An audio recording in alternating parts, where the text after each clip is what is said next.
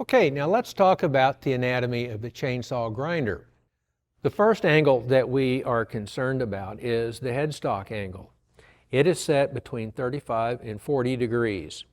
It normally does not change and is locked in place with a bolt, but it can be moved during transportation, so we need to check it.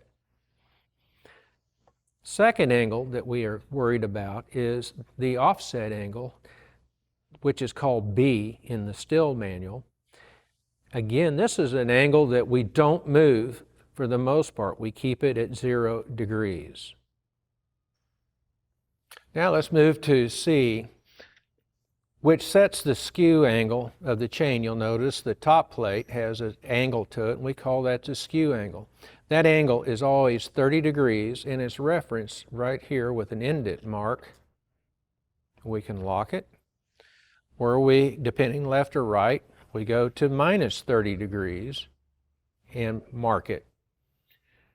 Then our next point is how to advance the chain, and that is done with this knob in the very back, and we have to pull back pressure on, hold back pressure on the chain so that it moves.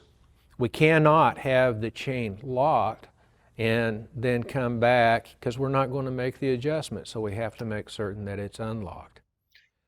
Once we get the chain in position, then we have to check our depth gauge, and the depth is controlled with this knob on top. Once we get those set, which we will talk about in a minute, we're ready to rock and roll. And that is the anatomy of a grinder.